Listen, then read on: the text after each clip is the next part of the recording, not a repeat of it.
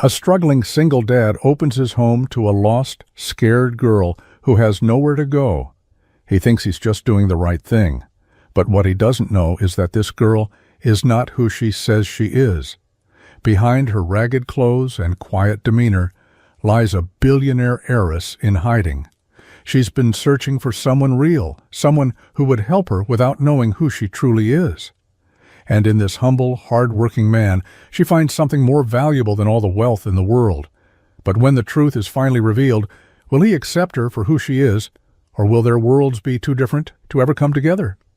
This is a story about kindness, fate, and the extraordinary ways life can change when we least expect it. Before we dive in, hit that subscribe button and drop a comment. Where in the world are you watching from? The winter wind howled through the gaps in the garage door, rattling the old metal frame as Daniel Carter wiped the grease off his hands. His body ached from another 12-hour shift at the repair shop, but the exhaustion was nothing compared to the weight pressing against his chest, the kind of weight that never went away. He checked the clock. 10:42 p.m. Too late again. He cursed under his breath, yanking off his work gloves. Jamie was waiting for him. Daniel grabbed his coat and stepped outside, his breath turning to mist in the cold night air. His truck sat under a flickering street lamp, rust creeping up its edges, headlights dim from years of wear. He climbed in, started the engine, and winced when the dashboard flickered. It barely had enough gas to make it home. He'd been putting off refilling, stretching every dollar, but payday was still 3 days away, and there was nothing left in his wallet except a crumpled grocery receipt. As he pulled onto the road, his grip tightened on the wheel. He wasn't supposed to be doing this alone. A sharp pang hit his chest as he thought of Sarah. His wife had been gone for 3 years, but her absence never faded. Some nights he still expected to hear her humming in the kitchen or to see her curled up on the couch with Jamie, reading bedtime stories. Instead, the house was too quiet, too empty. He parked outside their small rental, the porch light barely flickering to life as he stepped up the creaking steps. He braced himself before unlocking the door. Inside, Jamie sat curled up on the couch, a blanket wrapped around his small frame. His schoolbooks were still open, his pencil tucked behind his ear, waiting. "You were supposed to be home earlier," Jamie said, his voice quiet. Daniel sighed, rubbing his tired eyes. "I know, kiddo, He stopped himself. He was always working late, always making excuses, always missing things. Jamie wasn't mad. That was the worst part. The kid just nodded, scooping up his books and heading toward his tiny bedroom like it was normal for his dad to break promises. Daniel ran a hand over his face. He wanted to say something, anything, to fix it. But what could he say? That the bills were piling up? That the landlord was breathing down their necks? That the bank had already denied another loan request? He couldn't tell Jamie those things. Instead, he walked to the fridge, pulling it open and staring blankly at its near-empty shelves. A half carton of milk, some eggs, a takeout box from 2 days ago. Tomorrow was another battle. He shut the fridge and sat at the kitchen table, his head in his hands. The pressure never stopped. The weight of keeping Jamie fed, keeping a roof over their heads, keeping the lights on. He was holding it all together with duct tape and sheer willpower, but he could feel the edges coming undone. A gust of wind rattled the window, and Daniel glanced up. Outside, the town was dark and quiet, the street lamp barely casting enough light to reach the road, and that was when he saw her. A girl. She was standing near the sidewalk, her arms wrapped around herself, shivering against the cold. Her clothes were damp, her hair matted from the wind, and she looked like she didn't belong. Daniel frowned, stepping closer to the window. Who the hell was she? The storm rolled in fast. Rain pounded against the metal roof of Carter's auto repair, turning the world outside into a blur of silver streaks. The fluorescent light inside the shop flickered, buzzing in protest against the howling wind that rattled the garage doors.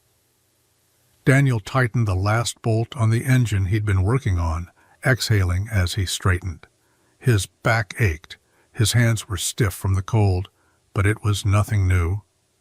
Long nights like this had become routine. He had too many bills, too little time, and no one else to rely on. He tossed the wrench onto his workbench and checked the clock. 11:27 p.m. He should have closed up an hour ago, but work was the only thing keeping his mind off the rest of it. As he reached for his jacket, something caught his eye. Through the sheets of rain, barely visible under the dim glow of the street lamp, a figure sat huddled against the side of the building. Daniel frowned. He stepped toward the open garage door, the icy wind slicing through his worn flannel. It was a girl. She was curled up on the wet pavement, arms wrapped tightly around her knees. Her clothes were soaked through, clinging to her thin frame, and her hair was plastered to her face. She looked young, 16, maybe 17, but something about the way she sat, still and silent, made her seem much older. Daniel hesitated. Runaways weren't uncommon in a town like this. Too many broken homes, too many kids slipping through the cracks. He'd seen it before. But something about this girl was different. She wasn't crying. She wasn't panicking. She just sat there, motionless, like she'd given up on whatever fight had brought her here. "Hey!" Daniel called over the storm. "You all right?" No answer. The rain lashed harder. She didn't move. He stepped closer, lowering his voice. "Look, kid, you can't stay out here. You're going to freeze." Still, nothing. Daniel exhaled sharply, running a hand through his damp hair. He didn't have the time or energy for this. But as he turned to walk away, he heard it, a small, fragile breath. Not a word, not a sob, just a breath. He sighed. "Damn it. All right," he muttered, shaking his head. "Come on." When she still didn't respond, he crouched beside her, holding his hands up like he was approaching a scared animal. "I'm not going to hurt you, all right? Just come inside. Get warm." Her eyes flicked up just for a second. Daniel stilled. They were dark, not just in color, but in a way that felt heavy, worn, like they'd seen too much. Then, as quickly as she looked at him, she dropped her gaze again. Daniel clenched his jaw. Who the hell was she, and why did she look like she had nowhere else to go? The girl didn't move. The rain kept falling in relentless sheets, soaking them both as Daniel crouched beside her. Up close, she looked even worse. Her hands were trembling, her clothes clung to her skin like a second layer, and her lips had taken on a faint bluish tint. But it wasn't just the cold. It was fear. Daniel had seen that look before, the way someone's body tensed, the way their eyes darted toward escape routes before they even spoke. She was running from something, and whatever it was, it had left its mark. He exhaled sharply, his breath visible in the freezing air. His first instinct was the right one. Call the cops. That was what you did when a teenage girl was found alone in a storm. Let the system handle it. Let them figure out where she belonged. But his gut told him something different. If he called the police, what would happen? Would she end up in a shelter? Would she even stay long enough to let them help her? Or would she disappear the moment he looked away? He didn't know why, but the thought made his chest tighten. "Listen," he said, his voice rough but steady. "You don't have to tell me anything, all right? I don't need to know where you came from or why you're out here." He rubbed a hand over his damp face. "But it's freezing, and I've got a couch and a heater inside." Still nothing. Daniel clenched his jaw. He was tired. He had work in the morning. This wasn't his problem. And yet, he wasn't walking away. He stood up, shaking out his jacket before peeling it off and draping it over her shoulders. She flinched, just slightly, but didn't stop him. He stepped back, giving her space. "Up to you, kid." He nodded toward the shop. "Doors open." For a long moment, she didn't move. Then, slowly, so slowly it almost didn't happen, she pulled the jacket tighter around herself and pushed herself onto shaky legs. Daniel didn't say a word. He just turned and walked inside, leaving the door open behind him. It took 37 seconds before he heard her footsteps follow. Inside, the air was warmer, carrying the scent of oil, rust, and something faintly burnt from his earlier attempt at dinner. The girl stood near the doorway, shifting uncomfortably as water dripped from her clothes onto the floor. Daniel grabbed a clean towel from the shelf and tossed it onto the table. "Dry off. I'll find you something to eat." She hesitated before taking it, her fingers barely peeking out from under his oversized jacket. Daniel turned toward the small kitchenette in the back of the shop, rummaging through the cabinets. There wasn't much. A half-eaten loaf of bread, a dented can of soup, some leftover pasta from 2 nights ago. He sighed. He grabbed the soup and set it on the stove. He had 100 questions, but for now, he'd settle for making sure she didn't pass out from hunger. A few minutes later, he placed the steaming bowl in front of her. She stared at it like she wasn't sure if it was real. "Go on," he said, sitting across from her. "It's not much, but it's hot." She picked up the spoon, her movements slow and deliberate, and took a small bite. Then another. She didn't look up, didn't say thank you. But when he saw the way her shoulders slumped just slightly, the way her fingers stopped shaking as warmth spread through her, he knew he'd made the right call. Whatever had brought her here, whatever she was running from, could wait until morning. The storm had passed by morning, leaving behind gray skies and slick pavement. The scent of damp earth drifted in through the garage's open door as Daniel finished tightening a bolt on the old Chevy he'd been working on the day before. He hadn't slept much, not with a stranger in his shop. He glanced toward the small cot he'd set up in the back office. The girl, Lena. That's all she'd given him, sat cross-legged on top of the blankets, arms wrapped around her knees, staring at the floor. She hadn't said much after the soup. She hadn't run either. That was something. Footsteps thudded outside, followed by the door swinging open. Jamie. Daniel barely had time to react before his 10-year-old barreled into the shop, backpack hanging off one shoulder, full of the kind of restless energy only kids had first thing in the morning. His excitement froze the second he saw the girl. Jamie's eyes widened. "Whoa, who's that?" Lena stiffened. She didn't look at him. Daniel sighed, wiping his hands on a rag. "This is Lena," he said, keeping it simple. "She stayed here last night." Jamie's face lit up, curiosity sparking instantly. "You're homeless?" Daniel groaned. "Jamie." But Lena just gave a small, humorless smirk. "Something like that." Jamie tilted his head. "Where are your parents?" Silence. For the first time, Lena looked at the kid, really looked at him. Her dark eyes held something Jamie didn't understand, something that made even his endless curiosity falter. Daniel watched her carefully. That same look had been in her eyes when he found her in the storm, the look of someone who didn't have anywhere left to go. Jamie, still undeterred, dropped his backpack and plopped down on a stool across from her. "Are you a runaway?" Lena tensed again, but her voice was neutral. "Why do you ask?" Jamie shrugged. "I read this book where the main character ran away from home 'cause his dad was mean." "Did your dad hurt you?" Daniel's jaw tightened. "Jamie, that's enough." Jamie blinked. He hadn't meant anything by it. He was just a kid asking questions the way kids did, but Lena's fingers had curled into the fabric of her borrowed hoodie, knuckles pale. Her breathing had changed. Daniel watched her closely. She wasn't just avoiding the answers, she was hiding from them. The sound of the radio crackled through the shop, blending with the clank of metal and the steady hum of an engine idling on the lift. Daniel barely listened. It was just background noise, something to fill the silence while he worked. The morning had been slow. Only 2 customers had come in so far, and neither job would do much to close the gap on his overdue rent. He wiped his hands on an oil-stained rag, stepping back to inspect his work. A good repair, clean and solid. If only life could be fixed as easily as an engine. As he reached for a socket wrench, a voice on the radio caught his attention. "Authorities are still searching for Helena Sinclair, the missing daughter of billionaire businessman Charles Sinclair. The 18-year-old was last seen in—" Daniel tuned it out. Rich people problems. He had his own mess to worry about. He turned back to the car, but Lena froze. She had been stacking tools at the workbench, her movements slow and deliberate, But at the mention of the name, her grip tightened around a wrench. Her breath hitched. Daniel didn't notice, but Jamie did.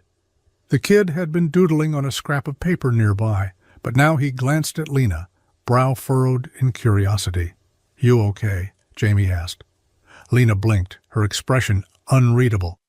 "Yeah," she said, setting the wrench down a little too carefully. "Just tired." Jamie wasn't convinced, but he didn't push. Later, back at the house, Lena moved through the kitchen with quiet ease, sleeves rolled up as she helped Jamie with the dishes. It had started with small things, tidying up, wiping down counters, but Daniel had noticed she kept finding ways to help, like she needed to prove something. Jamie, always talkative, was telling her about his school's science fair and how his project on electricity had gotten second place. "I wanted first," he admitted, scrubbing a plate. "But Dad says second is still pretty awesome." Lena handed him a towel, the corners of her lips twitching. "Your dad's right," she said softly. Jamie grinned. "I like having you here," he said suddenly. "It's cool having someone else around." Lena froze for just a second before giving a quiet, almost hesitant nod. She didn't say it out loud. But for the first time in a long time, she felt it too. The scream tore through the silence. Daniel sat up so fast that the old couch creaked under his weight. His heart pounded, adrenaline shooting through his veins as he blinked into the darkness of the living room. Then he heard it again, muffled, broken, choked with terror. Lena. He was on his feet before he even thought about it, moving down the short hallway toward the spare room. The door was cracked open just enough for the dim glow of the street lamp outside to spill in, casting long shadows against the walls. Inside, Lena was thrashing. Her body twisted under the blanket, breath coming in sharp, ragged gasps. Her hands were clenched into fists, her legs kicking at something invisible. Daniel hesitated. He'd seen nightmares before. Jamie had them when he was younger, after Sarah passed, after the funeral, after the house felt too empty to be real. But this was different. Lena wasn't just dreaming. She was reliving something. Another strangled sound left her lips. A name, maybe, but too jumbled to make out. Daniel stepped closer, slow and careful. "Lena," he said, voice low but firm. She didn't wake. He tried again. "Lena, it's just a dream." She sucked in a sharp breath, her entire body jerking as if someone had hit her. Then suddenly her eyes flew open, wild, unfocused, still caught in whatever nightmare had its claws in her. For a second she didn't see him. She was somewhere else. Daniel raised both hands, palms up. "Hey, it's okay." She blinked rapidly, chest rising and falling in quick, uneven breaths. It took a moment, too long, before her eyes finally locked onto his. And then she shrank back, pressing herself against the headboard, as if she expected him to hurt her. Daniel felt something in his gut twist. Whatever she had been through, it was bad. He took a step back, careful not to move too fast. "You're safe," he said, not soft but steady. She stared at him, didn't answer, didn't move. The silence stretched between them, thick and heavy, until she finally exhaled, her body sagging against the pillows. Daniel nodded, turning toward the door. "You're safe here," he said again. Then, quieter, more for her than for him, "No one's going to hurt you." And with that, he walked away. He didn't pry, didn't ask questions she wasn't ready to answer. But as he settled back onto the couch, staring at the ceiling, one thought refused to leave his mind. What had happened to that girl? The morning air smelled like motor oil and damp pavement, the kind of scent that clung to everything in Carter's auto repair. Daniel had been working since sunrise, sleeves rolled up, grease streaking his forearms. Another long day, another dollar closer to keeping the lights on. Lena stood by the workbench, watching him. She didn't ask questions, didn't fidget, didn't look bored like most kids her age would. She just watched. "You want to learn or just stare at me all day?" Daniel muttered, tossing a wrench onto the bench. Lena blinked, surprised. "You'd teach me?" He shrugged. "Sure, it's not rocket science." She stepped forward cautiously, like she didn't want to intrude. He showed her how to hold the wrench properly, how to loosen the bolts without stripping them, how to check for leaks. She followed every motion with sharp, unblinking focus, absorbing the information like she'd been waiting her whole life for someone to teach her something real. He didn't ask why she wanted to learn, didn't ask why it felt like no one had ever shown her the simplest things before. Later, back at the house, he caught her staring at the grocery list on the fridge. The numbers he'd scribbled in the corner, total budget, $45.32, might as well have been a foreign language to her. "Ever done a budget before?" he asked, leaning against the counter. Lena shook her head. Never had to. Of course she hadn't. Rich kids didn't budget. Daniel pulled out a chair and sat down, motioning for her to do the same. He grabbed a notebook and started writing out the basics: rent, utilities, food, emergencies. "You have to know where your money's going," he explained. "Otherwise it disappears before you even realize it." She watched as he broke it down, her brows furrowing. "And this actually works?" "It works if you stick to it," he said. "It's not about how much you have, it's about making it last." Lena nodded slowly, chewing on the inside of her cheek. She was quiet for a long moment, staring at the numbers. Then, almost too soft to hear, she muttered, "I wish someone had taught me this before." Daniel didn't ask what she meant, didn't push. But later that night, when he saw her flipping through the notebook, redoing the math on her own, he realized something. She wasn't just learning. She was trying to become someone new. The smell of sizzling garlic filled the kitchen, blending with the warm, homey scent of butter and herbs. It wasn't anything fancy, just a cheap box of pasta, a jar of sauce, and some frozen meatballs Daniel had picked up on sale. But it was real food, a meal. Lena stood at the edge of the kitchen, watching as Daniel drained the pasta.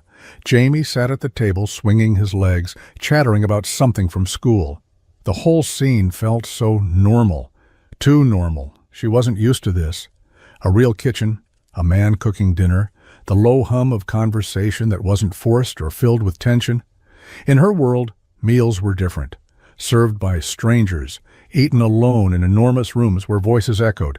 Dinner was just another obligation, something to be scheduled between meetings and expectations. But here, it was something else entirely. "You just going to stand there, or you want to set the table?" Daniel asked, nodding toward the stack of plates. Lena blinked, startled. He wasn't looking at her like she was a guest, or a burden, or some puzzle he was still trying to solve. He was just expecting her to be part of this. She hesitated before grabbing the plates and setting them down next to Jamie's coloring book. They ate at the small, slightly wobbly table in the corner of the kitchen. The old light flickered above them, casting a dim glow over mismatched silverware and chipped plates. Jamie twirled his fork through his spaghetti, launching into some story about a kid at school who got his shoelaces stuck in an escalator. Daniel smirked, shaking his head as he cut into a meatball. Lena just listened. She didn't eat fast, didn't scarf the food down like she had something better to do. She savored every bite. Not just the food, the moment. Daniel caught her staring at the table, at the meal, at the way Jamie laughed without hesitation, completely unguarded. "You all right?" he asked. Lena swallowed, nodding. "Yeah. It's just..." She hesitated. "Been a while." Daniel didn't press, didn't ask what she meant. He just nodded and reached for the bread, tearing off a piece before tossing it onto her plate. "Eat," he said simply. Lena stared at the bread for a second, then picked it up. She didn't say thank you, but something in the way she held it, careful, like it meant more than just food, said it for her. For the first time in years, she felt full. And it had nothing to do with the meal. Daniel gripped the eviction notice so tightly that the edges crumpled in his fist. 30 days. That was all the time he had left before he and Jamie would be out on the street. The words on the paper blurred as he read them over again, standing in the doorway of his small rental. The landlord had dropped it off earlier that morning, standing on the porch with that same smug look he always had, like he'd already made up his mind. "I can't keep giving you extensions, Carter," the man had said, arms crossed. "It's business. You're 3 months behind. I need the money." Daniel had nodded, jaw clenched, forcing out a tight, "I understand." But he didn't. Because what kind of system forced a man out of his home when he was doing everything right? He worked his ass off every day, took every job he could, never stopped trying. And yet, it was never enough. Now, standing in his kitchen, he let out a slow breath and shoved the paper into the back of a drawer, out of sight. Jamie didn't need to know. Lena didn't need to know. He turned, schooling his face into something neutral just as Jamie bounded into the kitchen, tossing his backpack onto the table. "Dad, guess what? My class is going on a field trip next week." Daniel forced a smile, ruffling the kid's hair. "Yeah? Where to?" "The museum. They've got a whole exhibit on space, and there's going to be a real astronaut there." Daniel's stomach twisted. A field trip meant money, bus fare, lunch, some kind of stupid permission slip fee. He nodded anyway. "Sounds cool, bud," Jamie grinned, oblivious. "Can I go?" Daniel hesitated. Before he could answer, Lena walked in. She had barely been there a few weeks, but she had a way of noticing things. She glanced at Daniel, then at the drawer where he'd shoved the eviction notice. Her expression barely changed, but he could tell. She knew something was wrong. He turned away, busying himself at the sink. "We'll talk about it later, Jamie." Jamie groaned, but didn't argue. He grabbed his backpack and headed toward his room. The second he was gone, Lena leaned against the counter, arms crossed. What was that? Daniel's shoulders tensed. What was what? "The thing you hid in the drawer." His grip tightened around the faucet. She was too sharp, too perceptive. "Nothing important," he said flatly. She didn't buy it. For a long moment, neither of them spoke. The silence between them was thick, heavy. Finally, she exhaled, shaking her head. "You're a bad liar." Daniel let out a humorless chuckle. "Yeah, well, I don't get a lot of practice." Lena didn't push, but as she turned to leave, she said something so quiet he almost didn't catch it. "You don't have to do this alone." And just like that, she was gone. Daniel exhaled, staring at the closed door. That's where she was wrong. Because in the end, he always had to do it alone. The shop was quieter than usual. Daniel worked on an old pickup, his hands moving on autopilot, tightening bolts, checking the engine, anything to keep his mind from spiraling. 30 days. He kept hearing those words over and over again, like a ticking clock in the back of his head. Lena was there too, sitting on the workbench, flipping through a car manual she probably didn't need to read. She hadn't said much since last night, just watching, thinking. Finally she spoke. "How much?" Daniel didn't look up. "How much what?" She closed the manual. "How much do you owe?" His jaw tightened. He should have known she'd figure it out. "Not your business, kid." Lena didn't move. "If I could help, no." He said it too fast, too sharp, cutting her off before she could even finish. She didn't flinch. "Daniel." He exhaled hard, setting down his wrench. "I don't take handouts." "It's not a handout. Feels like one." Lena crossed her arms. "So what? You'd rather lose your home than let someone help you?" His hands curled into fists, knuckles white. "It's my responsibility. Jamie lives there too." He stilled. That hit harder than he wanted to admit, but Lena wasn't done. She leaned forward slightly, lowering her voice. "I could fix this with one call." And that was the moment he knew. She hadn't just meant she could help. She meant she had the kind of money that made problems disappear. Daniel stared at her, something unreadable flickering across his face. "Who are you, Lena?" For the first time, she hesitated. She could have lied, but instead she just shook her head. "Someone who knows what it's like to lose everything?" Silence stretched between them, heavy and full of things neither of them wanted to say. Daniel turned back to the truck, grabbing his wrench. "I appreciate it, but I'll figure it out myself." Lena didn't argue, didn't push. But as she sat there staring at the man who refused to take what he so clearly needed, she wondered if he'd ever let anyone save him. The house was quiet. The only sounds were the rhythmic ticking of the clock on the wall and the occasional creak of the old wooden floors. Daniel was out cold on the couch, one arm slung over his eyes, chest rising and falling in deep, exhausted breaths. Jamie's door was shut, a soft glow from his nightlight peeking through the crack. Lena moved carefully, stepping over the spots she knew had grown under her weight. She had learned the sounds of this house, learned how to disappear inside of it. She slipped outside, pulling the hoodie tighter around herself as the night air bit at her skin. The wind carried the scent of motor oil and damp earth from the day's rain. The sky stretched out above her, dark and endless, the stars barely visible through the clouds. She reached into her pocket, fingers wrapping around the burner phone she had hidden since the day she arrived. She hesitated. Then, with a deep breath, she flipped it open and dialed. It rang twice, then a voice, low and urgent, filled the silence. "Where the hell have you been?" Lena swallowed hard. "I'm fine." "Fine. You vanished, Lena. Do you have any idea what's happening right now? The entire city is looking for you. Your father." "I don't care." Her voice came out sharper than she intended, but she didn't take it back.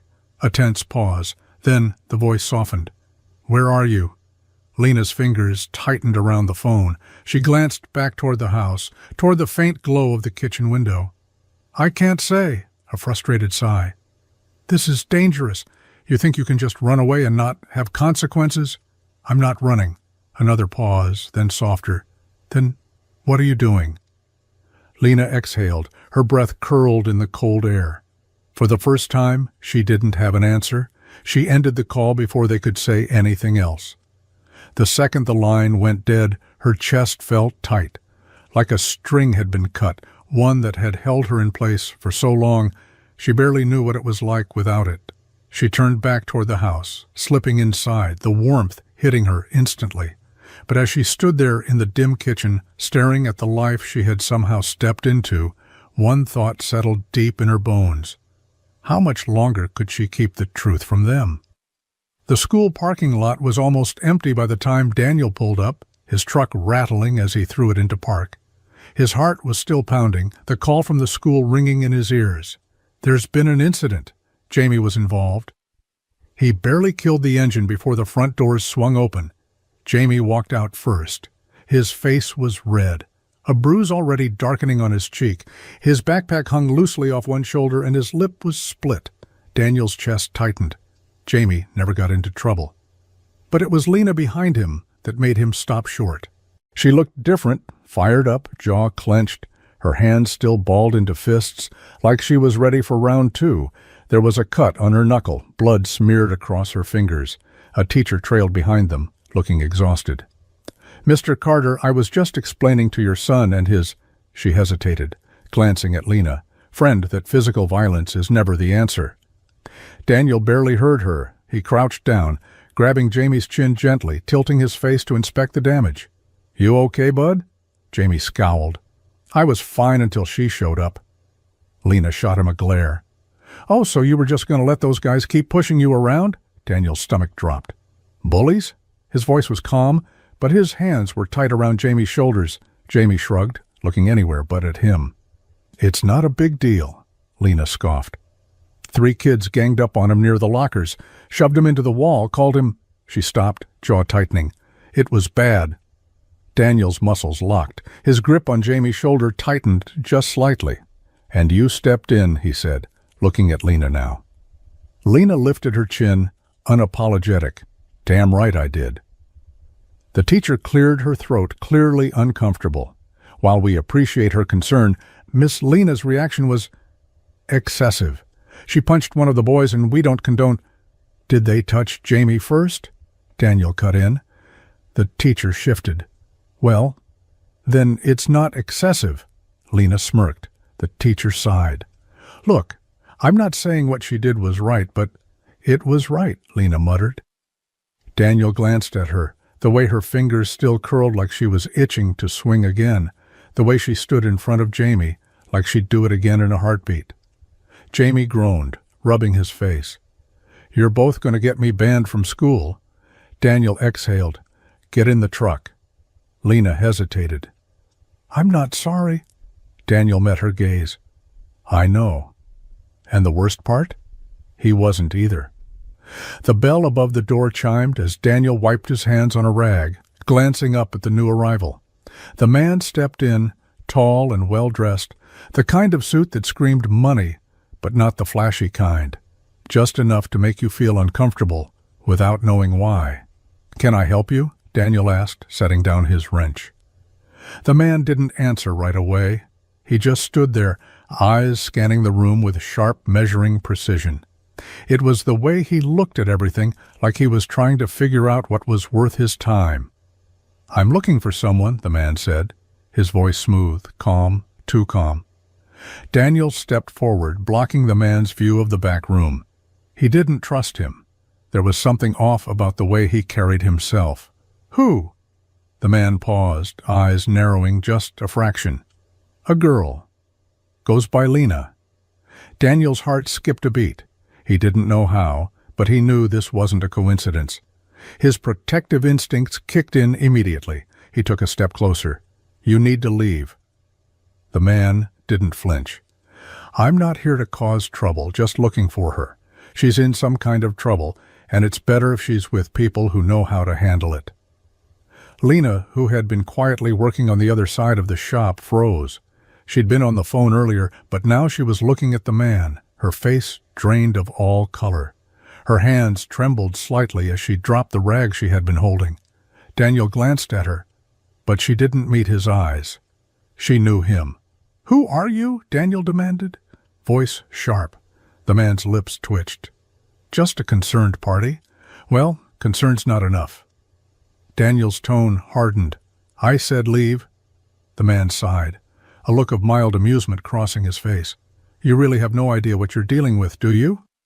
Before Daniel could respond, Lena moved toward them, her steps slow but deliberate. She didn't look at Daniel, didn't say anything. She just walked past him, her eyes locked on the man. "Please," she whispered, barely audible. "I'm not ready to go back." Daniel's chest tightened. The words hit him harder than anything else. He didn't know who this man was, but he sure as hell wasn't going to let him drag Lena back into whatever nightmare she had been running from. The man glanced between them, sizing up the situation. "This isn't over." His voice was colder now, almost threatening. As the door shut behind him, Lena collapsed onto a stool, her face pale. Daniel stared at her, heart sinking. What the hell was that? She didn't answer. Her head dropped into her hands, shaking. And for the first time, Daniel wasn't sure how to help. The air inside the shop was thick, suffocating with unspoken tension. Daniel stood there, arms crossed, eyes fixed on Lena, like she was the only thing in the world that mattered. Who was that man? His voice was low, but it carried the weight of 1,000 questions. You don't just let someone like that walk in here without an explanation. Lena didn't look at him. She kept her eyes on the floor, fingers tracing the edge of a workbench, as if the worn wood could give her an answer she didn't have. "I don't want to talk about it," she muttered, her voice strained. "Too bad," Daniel shot back, stepping closer.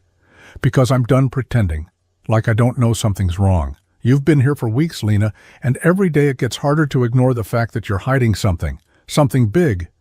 Her body stiffened, a sharp breath escaping her. He could see it in the way her jaw clenched, the way her hands fisted at her sides. He wasn't sure if she was going to run or face him. "Why don't you just let me help you?" he demanded. "You think I don't see it? You think I can't tell that you're drowning, that whatever you're running from has a hold on you? I don't care what it is. But I can't keep pretending I don't know you need something, someone to trust." Lena's shoulders trembled. The silence stretched out between them, suffocating. She opened her mouth, but the words wouldn't come. Her eyes flicked up to meet his, only for a second, just long enough for him to see the raw fear that lived there. She exhaled sharply, looking away. "I can't," she whispered. Daniel's heart clenched. He reached out, his hand hovering just a breath away from her arm. "You can. You can, Lena. You're not alone. You don't have to keep running." She closed her eyes, swallowing hard as if she were fighting something inside her. It was there. He could see it in the way she trembled, the way her breath hitched like she was about to break. And for a fleeting moment, he thought she was going to tell him. He thought she was going to tell him everything, the truth. And finally let him in. But then she pulled back, turning away. "You don't understand," she muttered, her voice cracking. "I can't. Not now. Not yet." The words were a shield, cold and final. She wasn't ready. And in that moment Daniel knew he was going to have to wait. The door to the shop swung open with a sharp creak, and Daniel's heart dropped as he saw the familiar face standing in the doorway. Mr. Cole, the landlord, was leaning against the frame, arms crossed, an impatient look on his face. Daniel barely had time to pull his hands from the grease-covered car before the man spoke. "Carter, we need to talk." Daniel felt a surge of frustration rise in his chest. "I told you. I'm doing everything I can. I'm not getting paid enough, but I'm—" Yeah, I've heard it all before," Cole interrupted, his voice cutting through the air like a knife. "I don't care about your sob story. You're behind again." He shoved a letter into Daniel's hands, an eviction notice. "You're 2 months overdue.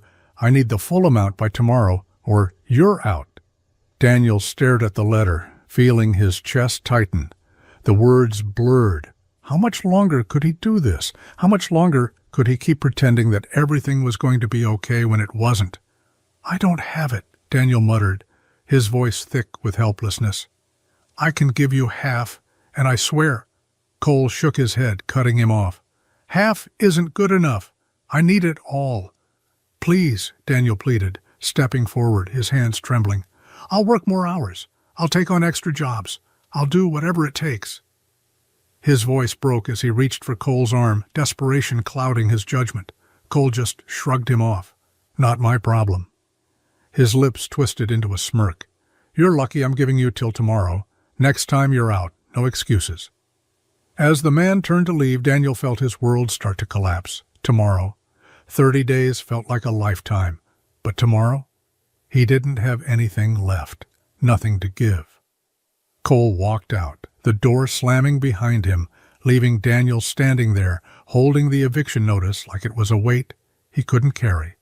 His breath came in ragged gasps as he turned to the workbench, leaning over it for support, trying to steady himself. This was it. Then he heard the sound of footsteps behind him. He turned quickly, but Lena was already halfway to the door, her face a mask of determination. "Lena!" he called out, his voice raw. She didn't stop. "Lena!" He rushed forward, grabbing her arm. "Where are you going?" She didn't answer. The tension in her body was thick, and for a moment he saw a flash of fear in her eyes, a flash that only lasted a second before she closed it off. "I have to go," she said, her voice barely a whisper. Daniel's heart clenched as she pulled away from him, the door swinging shut behind her, with a finality that echoed in the quiet of the shop. He didn't know why she was leaving or where she was going, but it didn't matter. She was gone. The morning sun barely pierced through the overcast sky, casting everything in a dull, lifeless gray. Daniel's hands were still shaking as he grabbed his coffee from the counter, the bitter taste barely registering on his tongue. He hadn't slept much. The eviction notice weighed on him, pressing down harder than ever. He had no idea how he was going to get the rent money, no idea how he was going to keep Jamie safe in their home. He stepped outside, the cold air biting at his skin. The old house creaked around him, familiar in its decay, and his gaze drifted across the yard, his mind still racing through the mess he couldn't fix. Then he saw it. An envelope, wedged under the edge of the door, its white paper stark against the dark wood. His breath hitched for a moment, and he froze. The handwriting on the front was neat, professional. It wasn't a bill. It wasn't another notice. It was something else. He reached down, hesitating for just a second before snatching it up. The weight of it felt wrong in his hands. Too heavy, too much. He ripped it open without thinking. His fingers pulled out several thick stacks of cash, all of it folded neatly, rubber bands holding it together. Thousands of dollars. His heart pounded as he stared at the money, his mind racing. It was more than he needed, more than he'd ever seen in one place. It should have been a relief, shouldn't it? A solution. But it wasn't. He dropped the envelope back onto the ground, a sick feeling crawling up his throat. The smell of the bills, new, crisp, like they hadn't been touched by time, made him feel like he was choking. He didn't want this. It wasn't his. He didn't deserve it. No matter how desperate he was, he couldn't bring himself to take the money. It was charity, nothing more.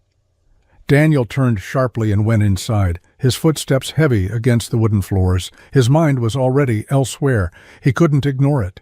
He couldn't pretend that the world wasn't changing around him, that everything wasn't crumbling down because of his pride. Lena had done this. She had left him the money. She had tried to fix it, tried to give him a way out. But he wouldn't take it. He couldn't. He grabbed his jacket, his hands moving on autopilot. The decision was made. He needed to find her. No more running. No more hiding. Daniel was done trying to fix this on his own. He was going after Lena, no matter where she had gone. The gravel crunched beneath Daniel's boots as he walked toward the massive iron gates, the sound echoing in the cold, empty air. The estate stretched out before him, far more extravagant than anything he'd ever seen in his life. The house loomed at the top of the hill, windows gleaming under the pale light, its stone walls standing proud like a fortress. The towering columns made it look less like a home and more like a monument to something no one could touch. He had no idea how long he'd been driving, his hands gripping the steering wheel in tight fists, his heart pounding in his chest. But as soon as he'd seen the address, as soon as he'd recognized the place Lena had disappeared to, he knew where he had to go. And now, standing at the gates, he felt every ounce of his own doubt and anger pressed down on him. She had lied to him. She had disappeared without a word, without a trace. He had trusted her, and she had thrown him out like he was nothing. As he stepped closer, 2 security guards appeared out of nowhere, stepping in front of him like they'd been waiting for this moment. Their presence was immediate, intimidating, their suits sharp, their eyes cold. "You need to leave," one of them said, his voice clipped. "This is private property." Daniel didn't back down. "I'm not leaving until I talk to her." The guard's eyes narrowed. "You're not getting in. Move along." "I'm not going anywhere." His voice cracked, but he didn't care. He wasn't going to walk away this time. The tension between them crackled in the air, a standoff that neither side seemed ready to back down from. Daniel's fists clenched. She owed him the truth. She owed him an explanation. And then, from behind the guards, a familiar voice cut through the tension like a knife. "Let him through." Daniel's heart stuttered. He turned, his breath catching in his throat. Lena stepped forward, her face calm but guarded, a quiet resolve in her eyes. She didn't look like the girl he'd taken in weeks ago. She looked like someone who'd been through something much darker. "I said, let him through," she repeated, her voice steady, almost forceful. The guards didn't argue.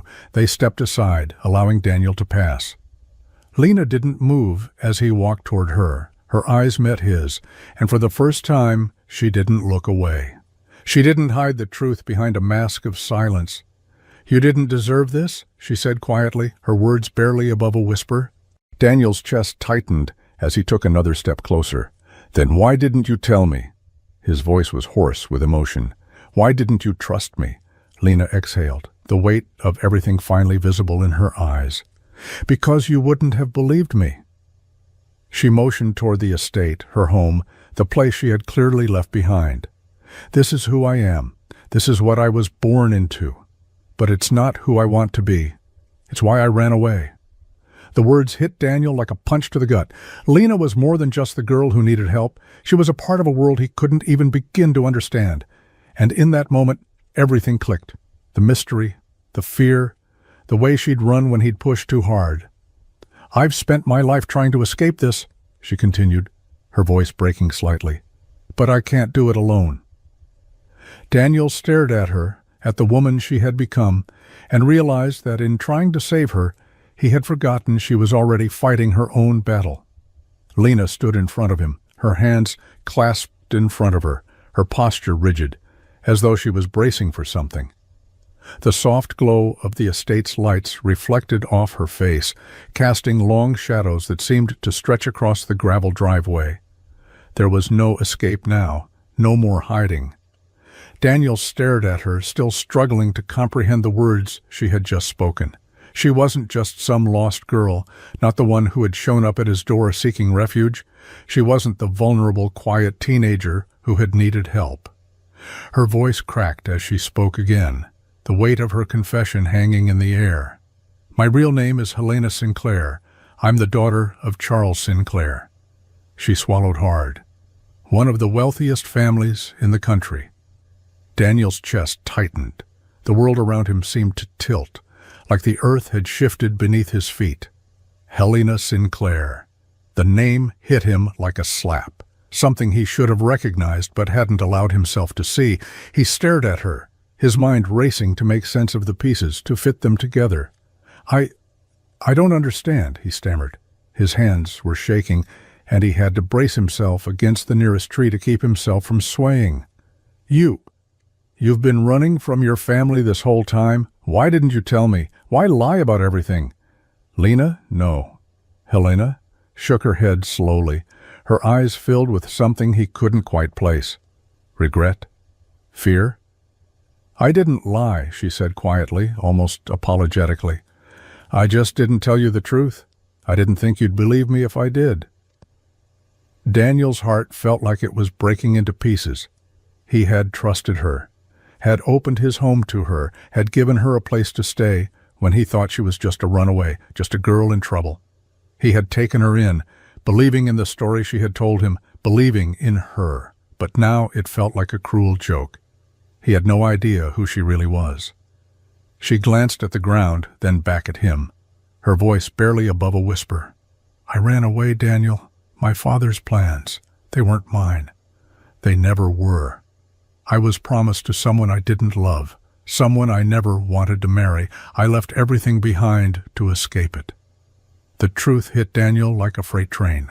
He had no words, no response, just a deep, overwhelming feeling of betrayal. She had been living in a world he couldn't even begin to fathom. The girl he thought he knew, had fought for, wasn't just a poor runaway. She was a billionaire heiress. And now he felt like a fool for not seeing the signs, for not questioning her when everything was wrong. "I thought—" His voice cracked, and he swallowed hard, trying to regain control. "I thought you were just a kid who needed help. But you—" He couldn't finish the sentence. The weight of it all was too much to bear. Helena took a step forward, her eyes pleading with him, but Daniel couldn't move. He couldn't let himself. "I'm sorry," she whispered. "I didn't want to hurt you. I never wanted to hurt you." But the damage was already done. Daniel was standing in front of a woman who had never been who she said she was, a woman who had hidden the truth from him for weeks. And the worst part was, he wasn't sure who he was angry at more, her or himself. Lena stood just inside the massive doors of the estate, her back to the polished marble floors and grand chandeliers that hung like silent sentinels in the foyer. The contrast between the world she had known and the world she had walked away from was glaring, and yet she couldn't move. She couldn't breathe as Daniel stood there, not saying a word, but his eyes. His eyes said everything. He had trusted her. He had let her in. And now, everything between them felt like a lie. The truth she had hidden from him, the one she had shielded him from, had come crashing down. She could feel the space between them grow wider with every heartbeat. "Come inside," she said, the words falling from her lips before she could stop them. She knew how it sounded, how it would sound. But she had to say it. She wanted him here.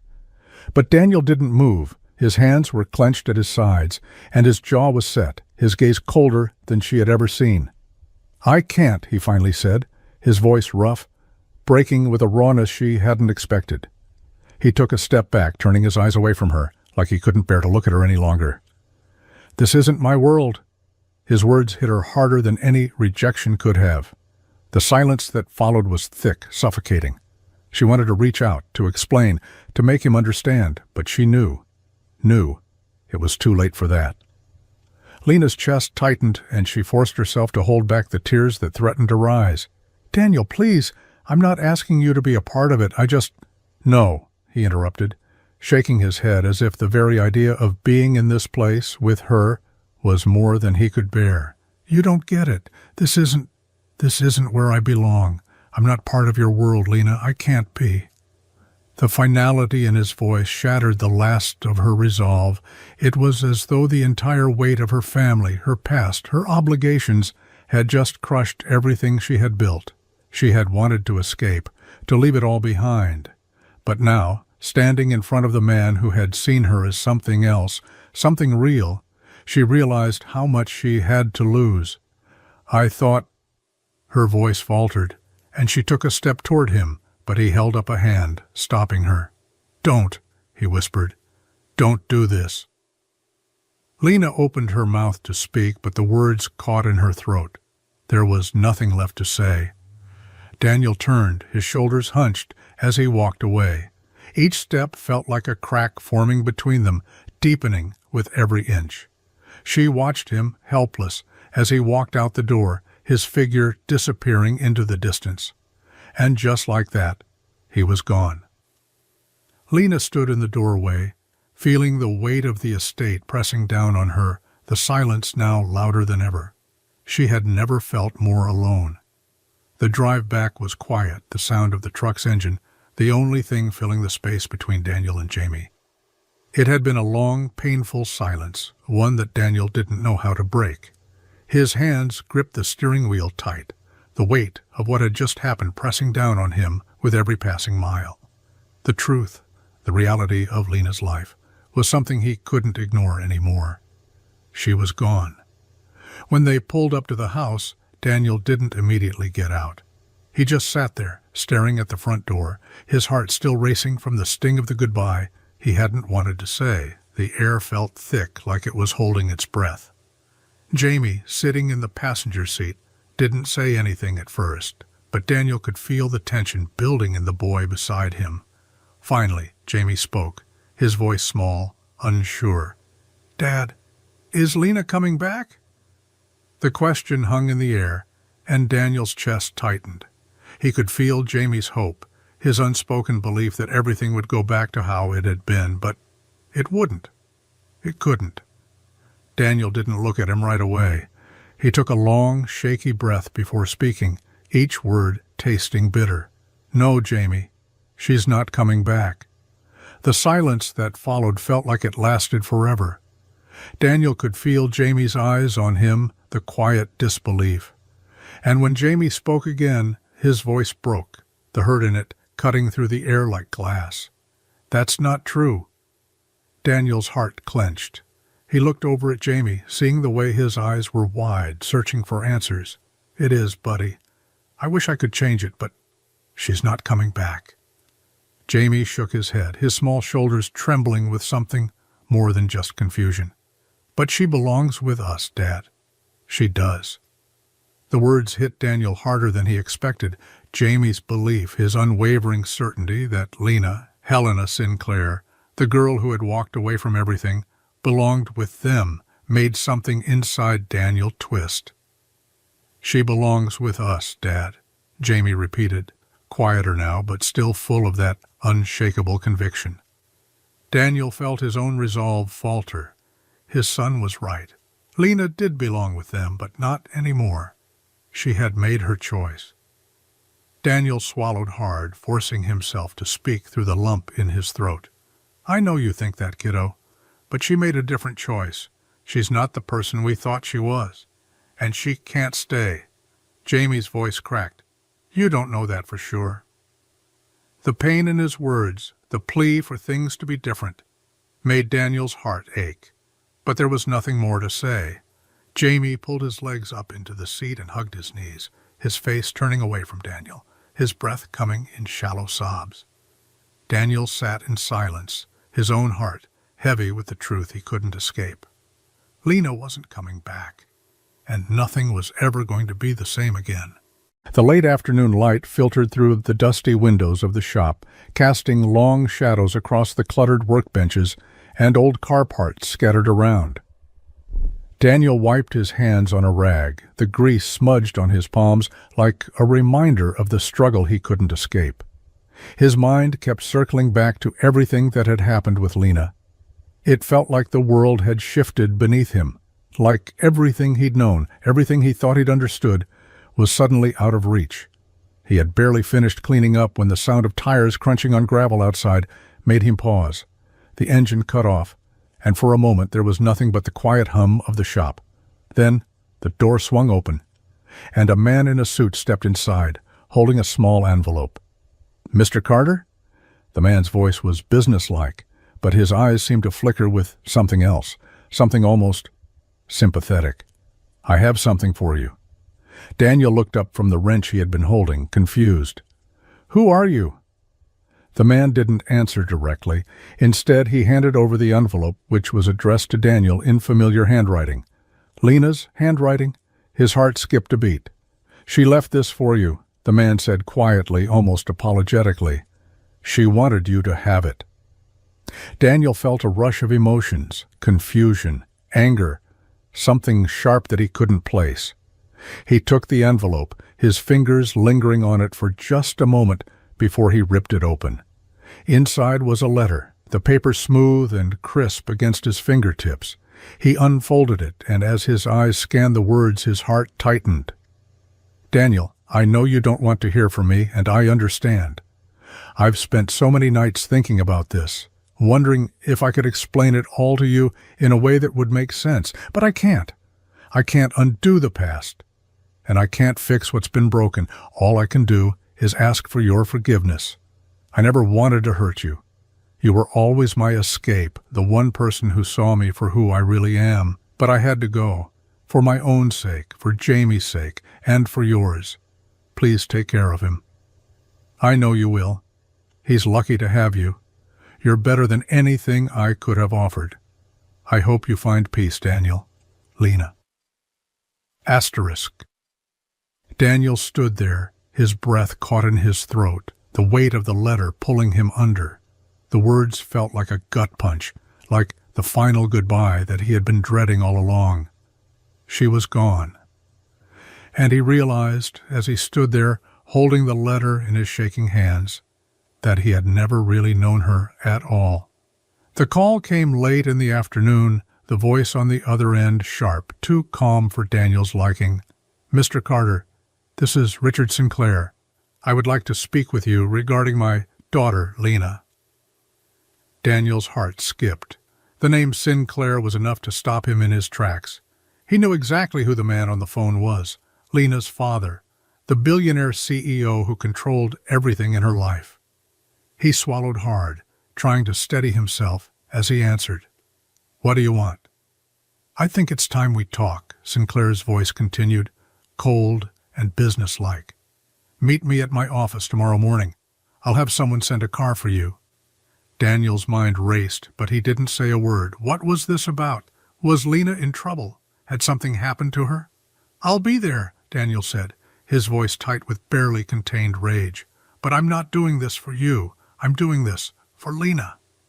The line went dead, leaving Daniel staring at the phone, his mind spinning.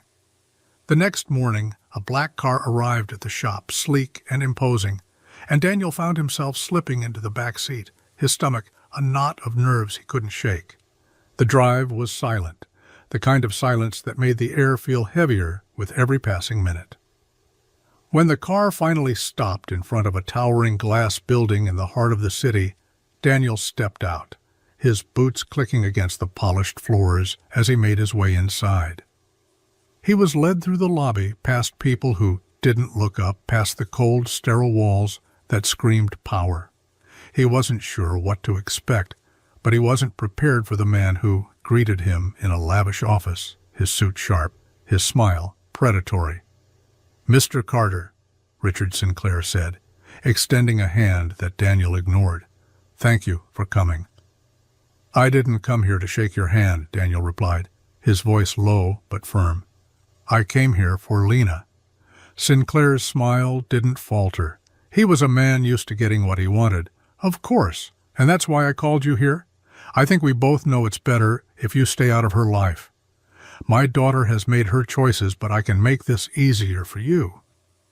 He motioned to the desk where a briefcase sat open, revealing stacks of cash. "Take the money, walk away, no more trouble." Daniel's blood ran cold at the sight of the money. He stared at Sinclair for a long moment, his chest tightening with anger. He wasn't some charity case. He wasn't about to be bought off, especially not for her. "I'm not interested in your money," Daniel said, his voice steady but laced with fury. "I don't care how much you offer. I'm not walking away from this."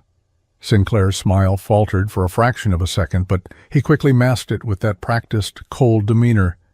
"You're making a mistake, Mr. Carter." "No," Daniel shot back, his voice hard now, the words heavy with conviction. "The mistake was thinking you could buy me off. I'm not leaving her behind, no matter what you offer." And with that he turned and walked out, leaving the briefcase and the power behind it behind. The doorbell rang late that evening, the sound slicing through the silence of the house like a knife. Daniel froze, his breath catching in his throat. He hadn't been expecting anyone. Certainly not her. He moved toward the door, his mind racing with every step. Lena. He hadn't heard from her in days, hadn't seen her since the day she'd left without a word, disappearing into a life he had never fully understood. She had walked away, leaving him to pick up the pieces, and now, here she was again. His hand hovered over the door handle for a moment, uncertainty pooling in his chest. But when he opened it, there she was, Lena, or at least the woman who had become Lena in the short time they'd known each other. She was standing on the doorstep, her hair pulled back, her eyes shadowed with exhaustion, but there was something different about her, something more settled, less guarded. He didn't speak at first. He just looked at her, the weight of everything hanging in the space between them. "You came back," Daniel said, his voice tight, barely above a whisper. The words felt strange in his mouth, like he hadn't been able to believe them until now. Lena nodded, taking a step forward. But she didn't cross the threshold. She stood there, hesitating, like she wasn't sure whether she was welcome or not. "I don't know what you want from me," Daniel continued, his voice hardening, trying to mask the raw emotion building inside him. "You have everything now, Lena, the money, the house, the life you were meant to have. What more do you want?" She didn't flinch. Instead, she stepped closer, her gaze unwavering, and for the first time, Daniel saw a flicker of the girl he had met weeks ago, the one who had trusted him, who had needed him. "I want a home," Lena replied softly, her voice breaking slightly, "and I already found it." Daniel's breath caught. For a long moment, neither of them moved, the weight of her words hanging in the air like a confession.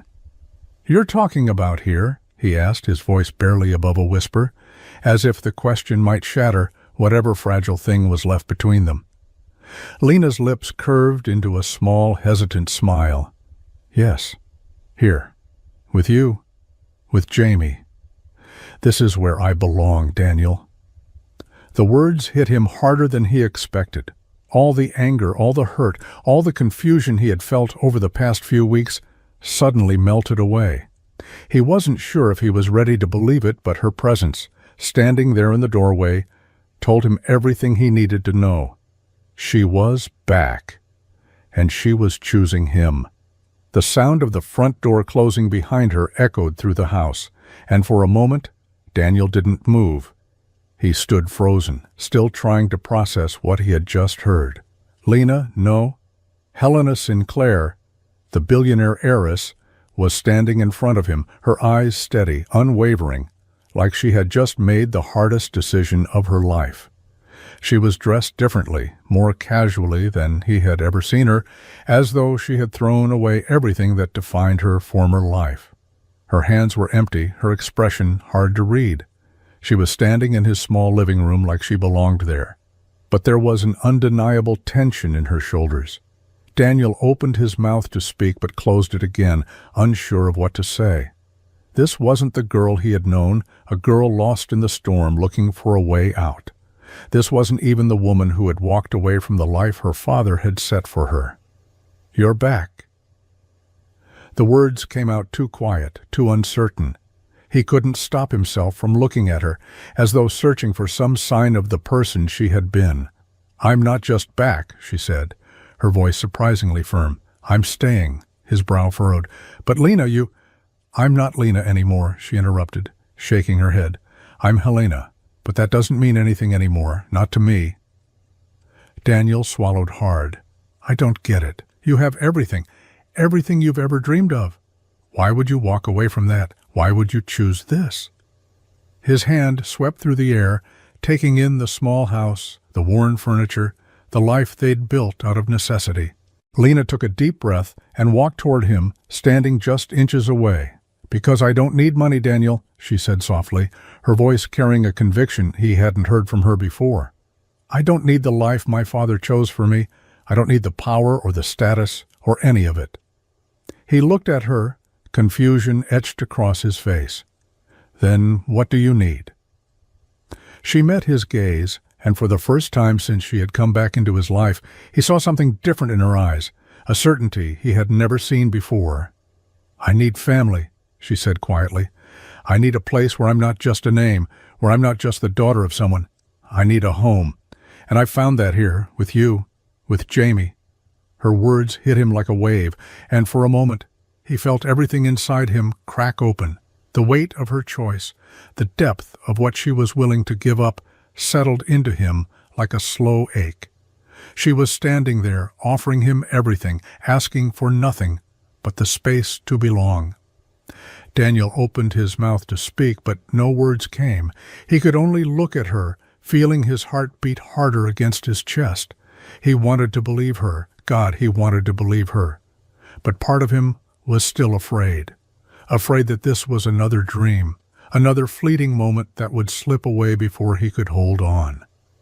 The storm hit suddenly, the sky darkening in the span of a few minutes as the wind picked up, howling through the trees like it was trying to tear the world apart. The rain came down in sheets, fierce and unrelenting, hammering against the windows with such force it felt like the house itself might be swept away. Daniel was in the kitchen, trying to clean up after dinner, when the first flash of lightning lit up the sky, followed by a low rumble of thunder. He glanced out the window, his stomach sinking at the sight of the dark clouds. The weather had turned worse than they'd expected, and as much as he tried to push the feeling of unease aside, it stuck with him. Then the front door creaked open. "Dad!" Jamie's voice echoed from the hallway, panic lacing his words.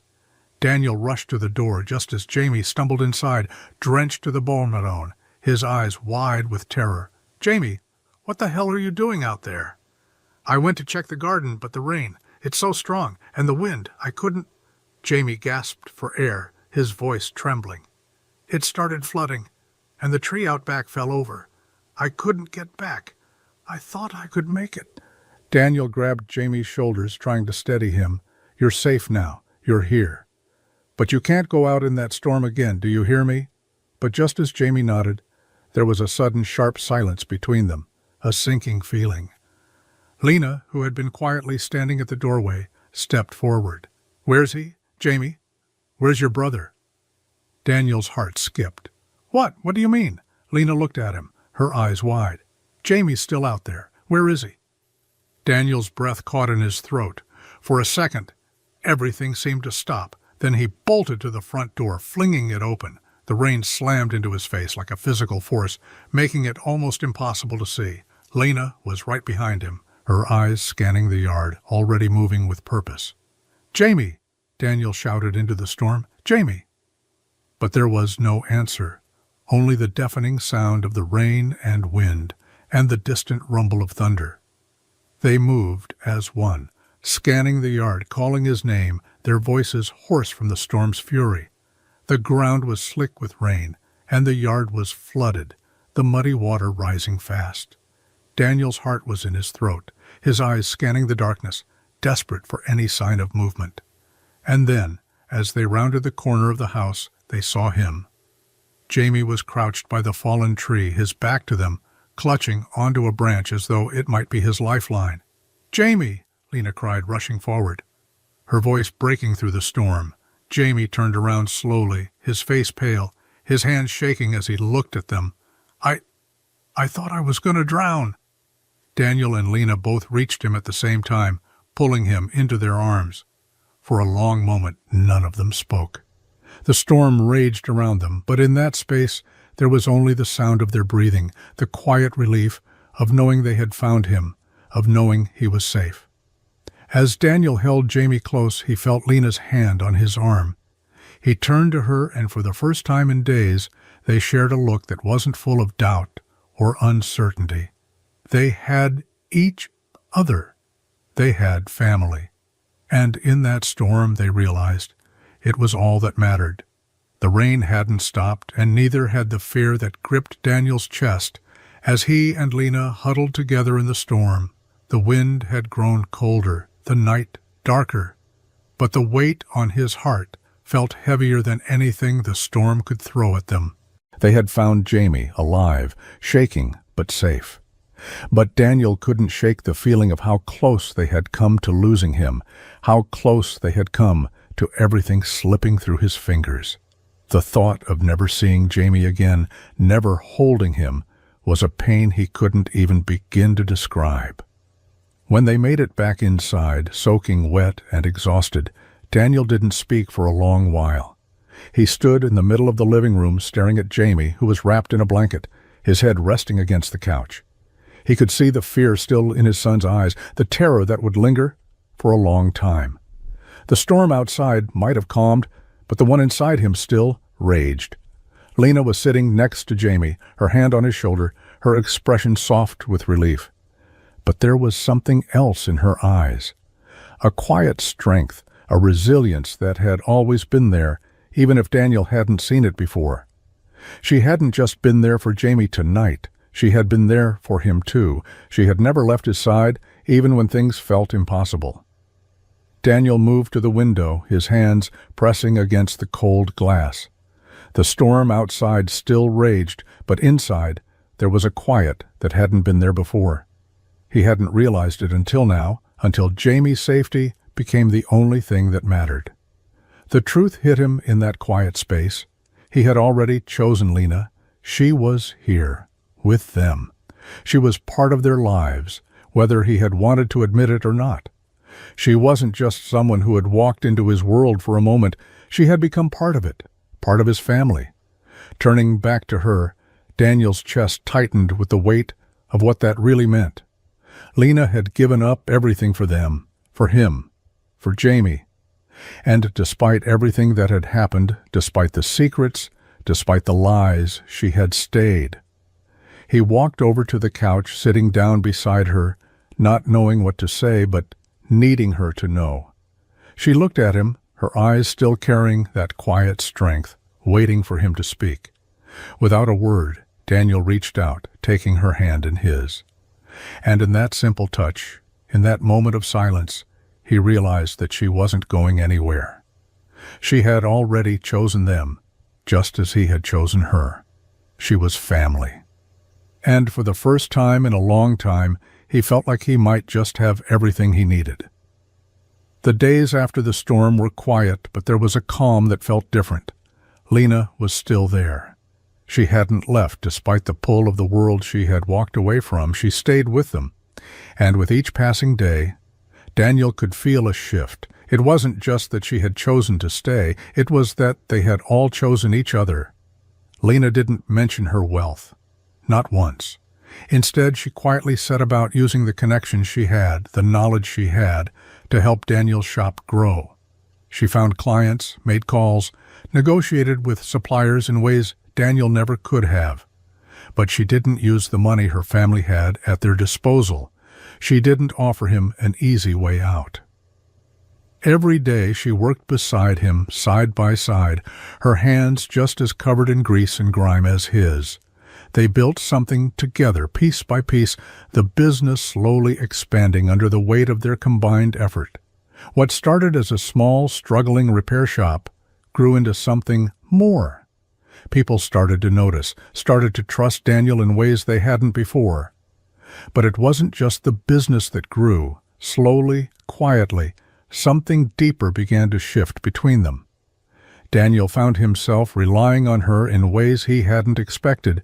He found himself looking at her, really seeing her, for the first time. She wasn't just the woman who had walked into his life with 1,000 secrets. She was the woman who had stayed, even when it would have been easier to leave. One evening, after they closed up for the night, Lena and Daniel sat on the front porch, the evening air cool against their skin. Jamie had already gone to bed, and the house was still, almost peaceful. They didn't talk much, but there was a sense of ease between them, a quiet understanding that hadn't been there before. "You know," Daniel said after a long silence, his voice low, "I never thought I'd get to this point. I never thought I'd feel like everything could be okay again." Lena turned to look at him, a soft smile tugging at her lips. "I think we're both learning that sometimes the things we least expect are the ones that turn out to matter the most." Daniel nodded, feeling the weight of her words settle in. He had once thought his world was already set, fixed, predictable. But now, with her beside him, with their life growing stronger every day, he realized how much more it could be. In that quiet moment, under the soft glow of the porch light, Daniel understood. This wasn't just about business or about surviving anymore. This was about rebuilding, together. And for the first time in a long time, he felt like he wasn't just going through the motions. He had a family again. The shop had grown over the past few months. It wasn't the grand success Daniel had imagined when he first started, but it was more than he could have ever hoped for. The steady stream of customers, the referrals, the way the business was thriving. It wasn't just about fixing cars anymore. It was about rebuilding everything, piece by piece, with Lena by his side. They weren't billionaires, far from it. They still fought to make ends meet, still dealt with late nights and long hours. But there was a kind of peace that came with it. A peace that had nothing to do with money and everything to do with the life they had started to create together. The house was small, still cluttered in some places, but it felt like home now. It was full of laughter, full of life. Jamie had flourished, his grades improving, his smile a little wider every time he saw Lena. He had never known the kind of love and stability they now shared. Daniel had never imagined it could feel this way again. One evening, after another long day of work, the three of them sat down for dinner at the small table in the kitchen. There was something simple about the moment, the way the candlelight flickered softly against the walls, casting shadows on the faces of the people he cared about most. Lena looked at him across the table, her eyes warm, full of something he hadn't seen in a long time, hope. The way she had given up everything for this, for them, had changed something in him. He had always seen her as someone who had everything, someone who could afford to walk away from it all. But now, seeing her sitting there, living this life with him, he realized the truth. "We're not rich, Lena," he said quietly, his fingers brushing over the edge of his glass. "Not in the way people usually think of it." She smiled, her eyes glinting with something like understanding. "No, we're not. But we're rich in the things that matter. We have each other. We have a home. And that's worth more than anything money could buy." Daniel nodded, the weight of her words sinking in. She was right. The things that truly mattered, the things he had once thought were out of his reach, had never been more within his grasp. "Sometimes," he said, his voice thick with emotion, "the greatest fortune isn't in a bank account, but in the people who stand beside you." Lena's smile deepened, and Jamie grinned from the other side of the table. For the first time in a long time, Daniel didn't need anything more than this moment. He didn't need the money, the house, the luxuries. He had everything he had ever wanted, right here. And that was more than enough.